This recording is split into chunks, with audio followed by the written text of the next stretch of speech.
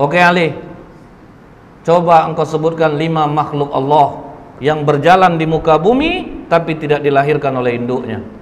Maka kata Ali, Adam alaihissalam, Siti Hawa, onta Nabi Soleh itu keluar dari batu Pak, tidak dilahirkan oleh induknya. Kemudian tongkat Nabi Musa yang berubah menjadi ular, ular itu juga tidak dilahirkan oleh induknya. Kemudian kambing pengganti leher Nabi Ismail, itu pun tidak dilahirkan oleh induknya. Akhirnya 2 di antara 3 pendeta ini langsung menyatakan asyhadu alla ilaha illallah wa asyhadu anna muhammadar rasulullah. Oh tunggu, kata satu pendeta lagi, 2 kawanku mungkin sudah terpengaruh oleh jawabanmu Ali, tapi masih ada 1 lagi yang belum terjawab. Coba engkau ceritakan kisah pemuda yang bersembunyi dalam gua untuk mempertahankan imannya. Baik, akan aku terangkan seperti apa yang ada dalam Al-Quran, kata Ali. Kalau dari Al-Quran kami sudah dengar Ali, kami ingin engkau detail menerangkannya seperti apa yang disampaikan Rasulullah kepadamu. Maka kata Ali, kalau begitu benarkan duduk kalian. Malah ditantang Pak. Jadi dia ingin mengungkap Ali itu ceritanya itu yang detail. Maka kata Ali, silahkan, dari mana kalian ingin menanyakan? Baik Ali, di mana peristiwa itu terjadi? Maka kata Ali, di kota Apesus atau Tarses Pak, antara Turki, Yordan. Kemudian silahkan lanjutkan Ali. Jadi dulunya kata Ali, kota Apesus ini dikuasai oleh raja yang sangat baik. Ketika raja ini meninggal, Raja Dikianius yang menguasai Roma mendengar bahwa Raja Apesus ini meninggal, maka mereka pun menyerang kota Apesus dan mereka kuasai. Kemudian kata Ali, Dikianius membangun istana besar. Tunggu dulu Ali, kata pendeta ini. Berapa panjang dan lebar istana yang dibangun oleh Dikianius? Maka kata Ali, panjang 1 farsah, lebar 1 farsah. 1 farsah itu sekitar 8 km. Berarti dari sini sampai ke Harudin Nasution. Jadi kalau Bapak punya rumah seluas ini sampai dapur, minggu depan mau ke depan lagi Pak. Capek Pak. Luas Bu ya. Bayangkanlah Bu, 8 kilo panjang, 8 kilo lebar. Baik Ali, teruskan. Kemudian Dikianius ini memiliki menteri-menteri, dan Dikianius meletakkan 50 menteri di sebelah kanan, 50 menteri di sebelah kiri. Dan Dikianius mempunyai 6 penasehat, pemuda-pemuda cerdas di belakangnya, 3 di kanan, 3 di kiri. Oke Ali, siapa nama ke-6 pemuda itu? Maka dijawab oleh Tamlika, Mixalmina, Mikasdimina, Martelius, Calitius, Sidamius. Jadi inilah 6 pemuda yang menjadi cikal bakal Ashabul Kahfi. Tapi waktu itu masih 6. Nah, ini Pak, waktu itu hanya masih 6. Ini pemuda-pemuda cerdas andalan Dikianius. Jadi kalau 50 menteri sudah rapat, tetap nanti keputusan akhir kepada 6 pemuda ini. Jadi jangan pernah remehkan kekuatan pemuda. Ini pemuda suruh gulung tikar di masjid. Kadang mereka potensinya besar Pak, tapi tidak dipakai.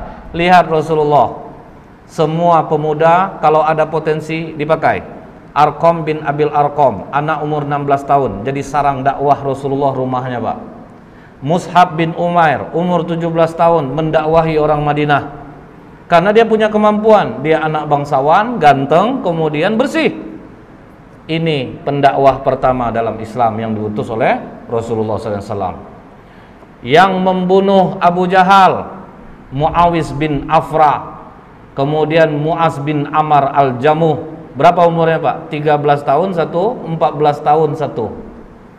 Siapa penerjemah bahasa oleh Rasulullah yang menulis wahyu-wahyu Al-Quran? Zaid bin Sabit. Berapa umur Zaid ketika dipakai oleh Rasulullah? 13 tahun. Jadi kalau pemuda punya potensi, pakai.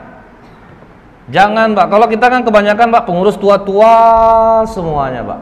Padahal anak-anak muda ini ada yang punya potensi besar, tapi dia tidak bisa melihatkan potensinya karena dia tidak terpakai. Kau masih kecil, kau masih kecil, kau masih kecil. Itu bedanya Pak pendidikan Rasulullah dengan kita. Rasulullah, pemuda-pemuda yang memiliki kelebihan itu dipakai, disesuaikan dengan bidangnya masing-masing.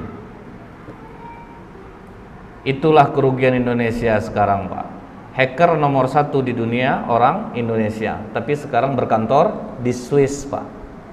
Dia bisa memindahkan satelit, jadi dia dipakai sekarang oleh dunia untuk apa Pak? Misalnya Cina bangun satelit keamanan, itu disuruh dia membobol. Coba bobolkan, kalau bobol nanti tolong kuncikan gimana supaya tidak bobol. Lah itu anak Indonesia loh Pak. Cuman sekarang dia berkantor di Swiss. Kena kita Pak. Banyak pemuda Indonesia ini bagus-bagus. Nah kemudian Pak, ditanya oleh pendeta ini, seluas itu istana yang dibangun oleh Dikianius Ali, bagaimana dia cara mengharumkan istananya?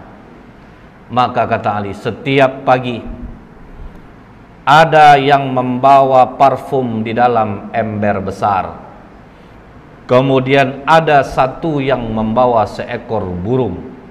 Ketika burung ini diberi isyarat, maka burung ini mencemplungkan kedua sayapnya dan mengibaskannya ke seluruh ruangan istana. Canggih orang dulu rupanya Pak.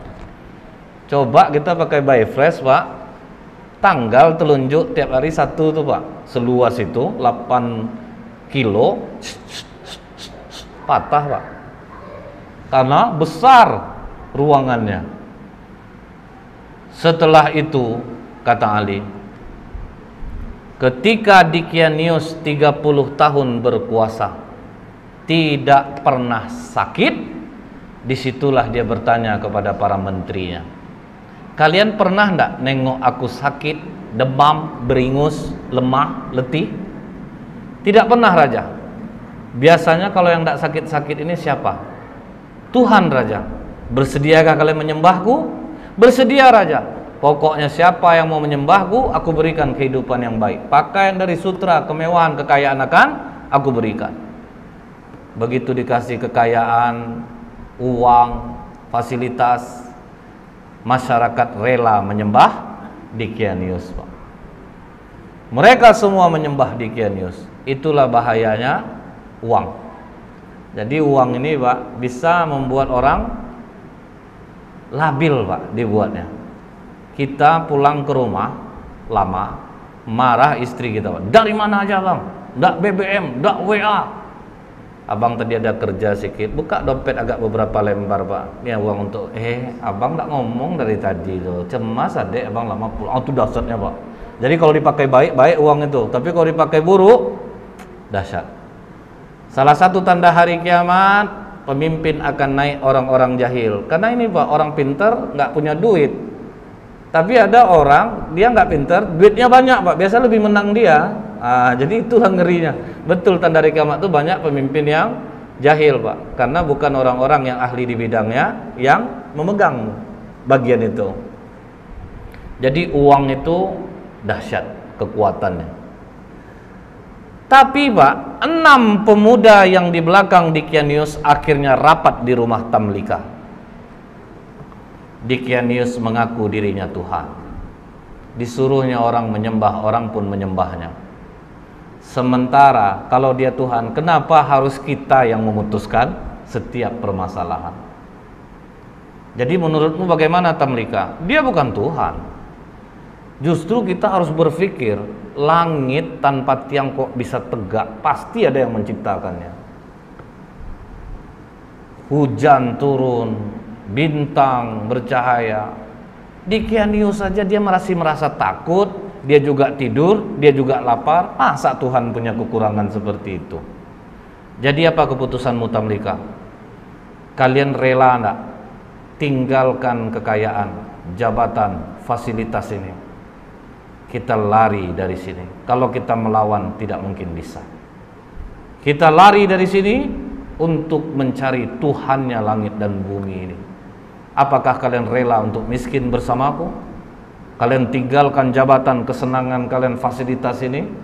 Kami rela, Tamlika. Itu makanya dikatakan, siapa yang menghafal 10 ayat awal suratul Kahfi, maka dia akan terbebas dari godaan Dajjal. Karena Bapak, ini mengingatkan kita, waduh, ini pemuda-pemuda kaya, cerdas, rela kehilangan harta, jabatan untuk tauhid. Berani mereka tinggalkan. Akhirnya mereka pun pergi berenam diam-diam, dan semua harta ditinggalkan. Mereka sempat menjual kurma, Pak. Kurma itu dijual sebanyak 3 dirham. Uang 3 dirham ini dibawalah lari. Cukup jauh mereka berjalan, sampailah mereka berjumpa dengan seorang pengembala yang memiliki seekor anjing. Maka kata pendeta ini, siapa nama anjing itu? Maka dijawab Ali, namanya Kitmir. Kemudian apa kata pengembala ini? Tuan-tuan, dari wajah tuan-tuan, aku yakin tuan-tuan ini bukan orang miskin, pasti dari bangsawan. Jadi karena apa? Orang-orang senang ini kelihatan dia dari wajahnya.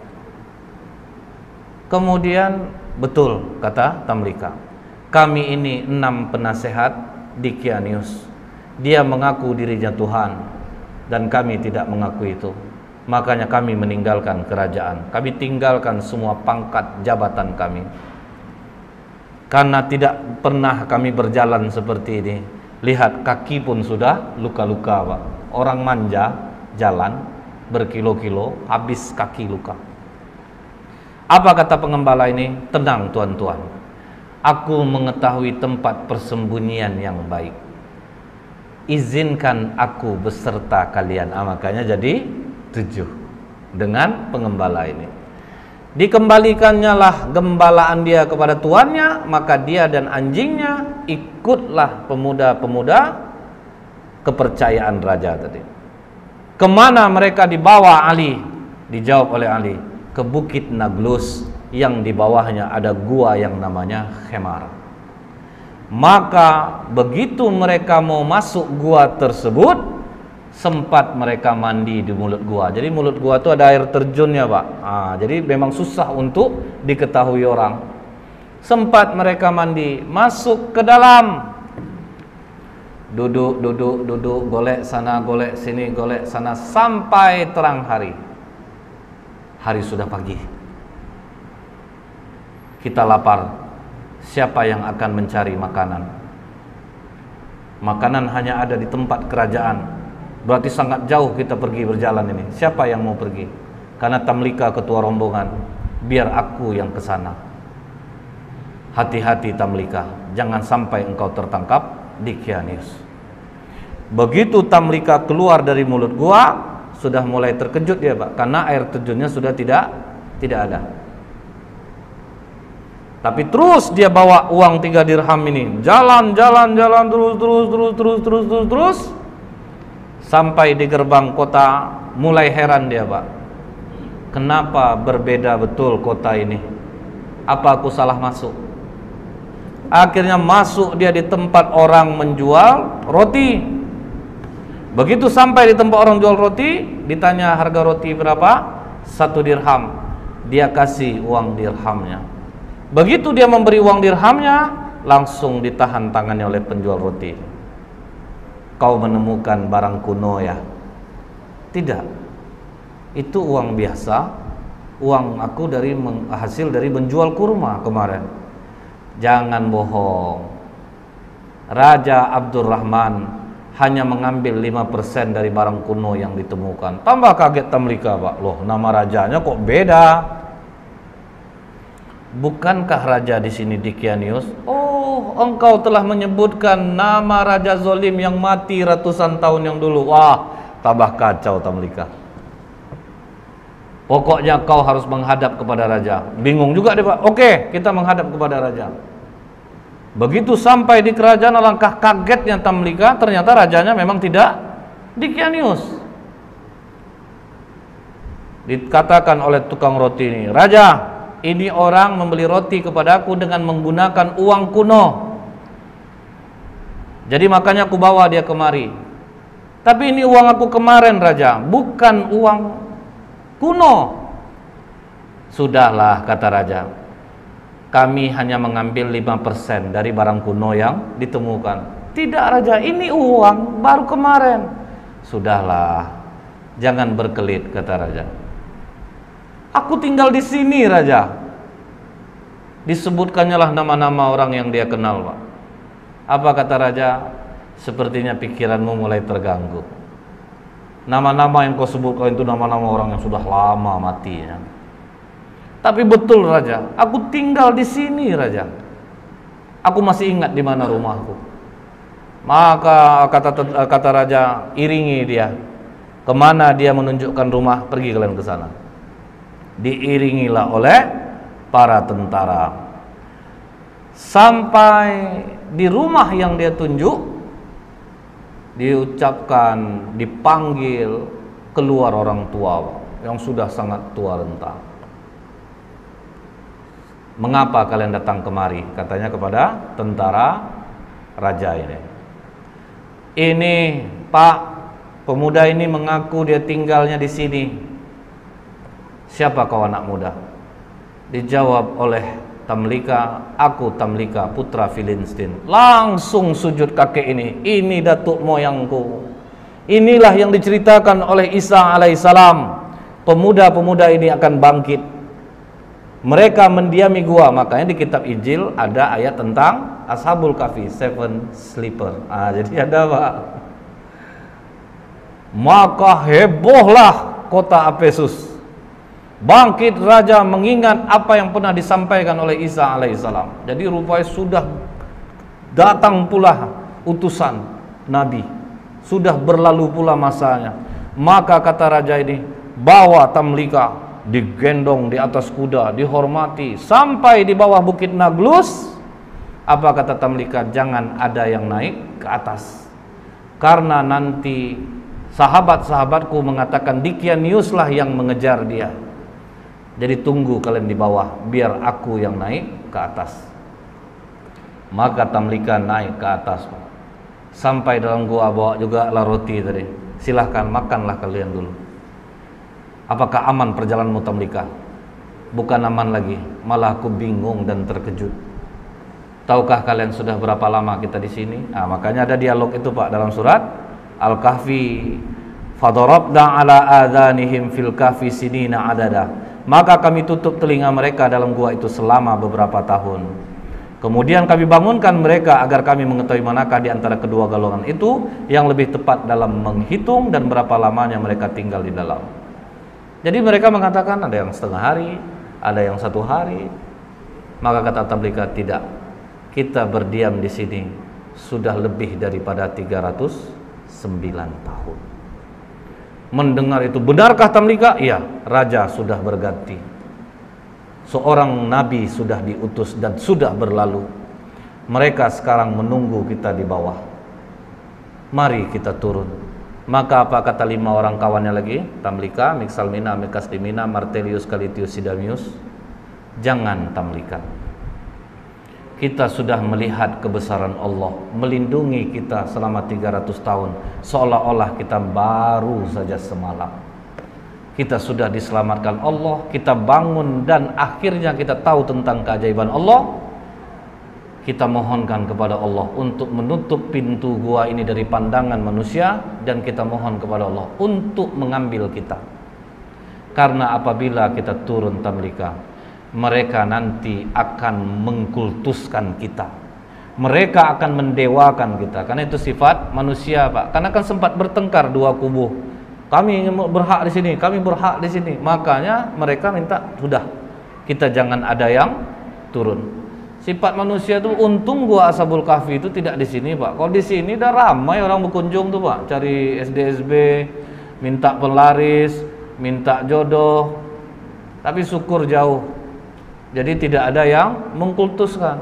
Coba Bapak bayangkan, kuburan Husain cucu Rasulullah saja, untuk naik ke kubur itu Pak, mesti pakai lidah dijilat tangga itu Pak. Itu dikultuskan. Itu bahayanya. Karena jiwa kita ini teramat lemah Pak. Ada seorang ulama di jalan bawa onta. Di tengah jalan ontanya mati, perjalanannya masih jauh. Dikuburnya lah onta ini supaya tidak busuk bangkainya Pak. Menangislah dia di atas kubur ontanya. Tapi tanpa tahu ulama ini, ada masyarakat yang menengok ulama ini menangis di kuburan itu. Tapi masyarakat tidak mau nanya Pak, itu kubur siapa. Disampaikannya lah ke masyarakat yang lain.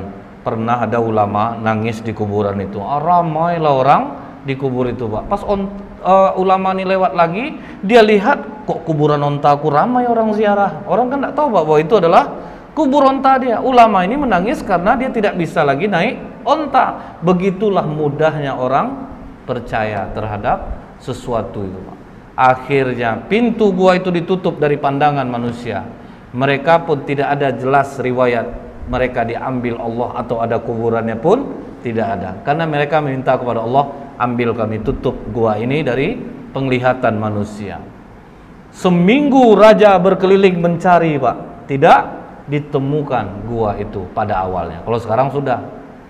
Setelah Ali menceritakan ini semua kepada pendeta ini, maka pendeta itu mengatakan, engkau benar Ali, engkau telah menceritakan dengan detail apa yang ada di dalam kitab kami, dan memang benarlah apa yang disampaikan Muhammad kepadamu.